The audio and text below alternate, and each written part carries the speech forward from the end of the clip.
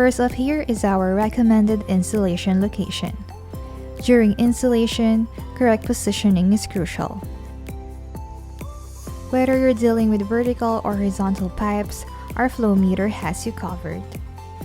For vertical pipes, simply choose a pipeline with a flow from bottom to top. As for horizontal pipes, select a position where the pipe is filled, such as lower spot in a diagonal pipe. Avoid placing it directly above or below the flow to eliminate intrusion from pesky air bubbles and sediments.